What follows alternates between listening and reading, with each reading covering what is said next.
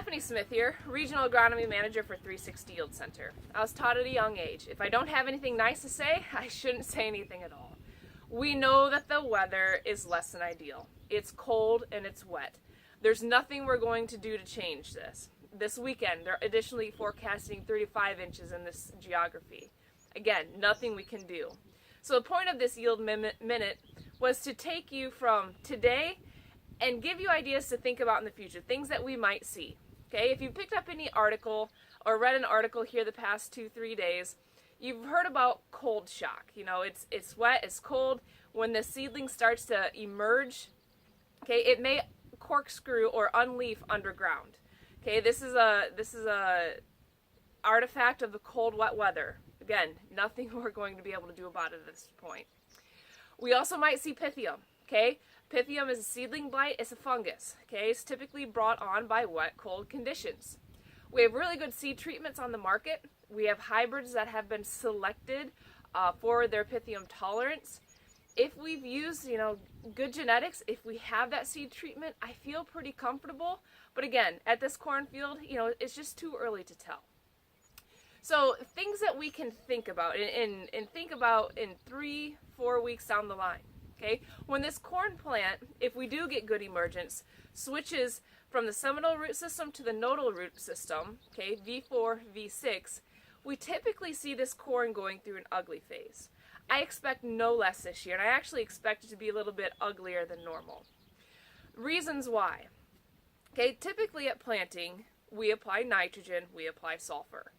When we think about all the rainfall we've had, a basic rule of thumb, and many agronomists have different ideas on this, for each rainfall we receive, okay, nitrate can be pushed equal parts or ×2 down into that soil profile. So here's what I'm trying to say. Say, for instance, you applied weed feed, such as we did in this field, okay, on our soil surface.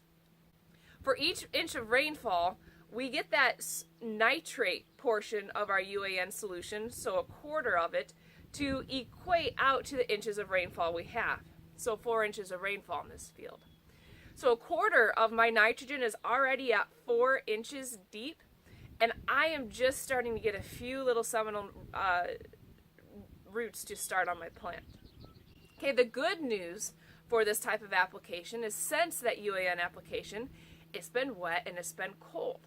Our microbial engine, our soil microbes, haven't been converting that ammonium to nitrate. So that's good and bad.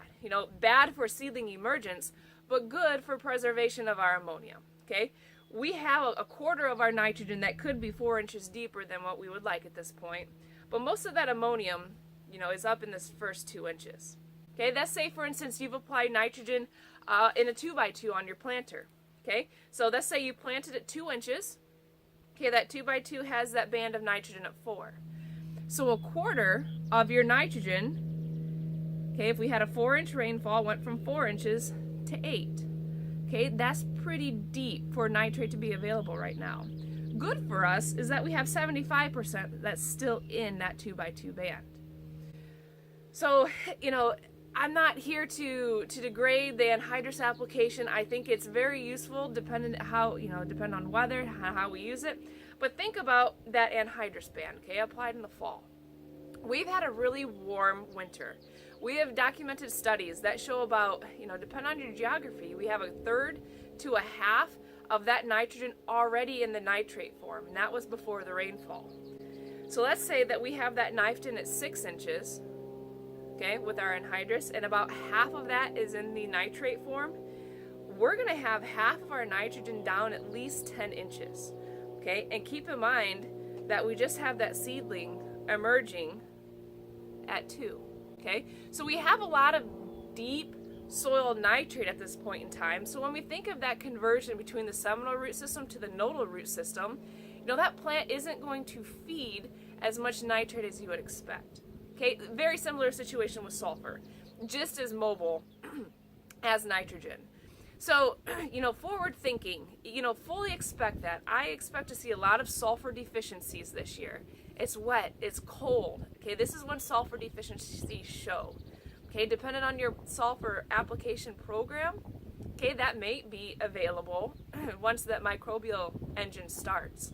The reason that microbial engine hasn't started is wet is cold. So you take a soil microbe, and what piece of the puzzle are we missing for that soil microbe to be active? We're missing warmer temperatures and, most critical, oxygen.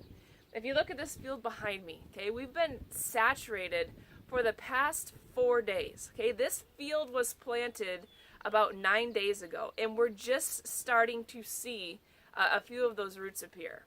Okay, this is not traditionally different than what we see for conditions in southern Michigan, but when we think about mineralization occurring, okay, we're not going to see that early season. It's wet, it's cold, lack of oxygen. So when we think about how that corn plant starts to grow, granted we get emergence, we don't have cold shock, we don't have terrible Pythium situations, that fertility release is going to be a little slow this year. So with that, guys, thank you. Be patient. It's too early to evaluate these cornfields yet. Keep in mind, a final stand count of 28,000 might be better than ripping up and getting to plant maybe here mid to late May and hoping for this extra 3,000-4,000 in terms of plant count. So be safe, be patient, and we'll follow through this field as we progress throughout the season. Thank you.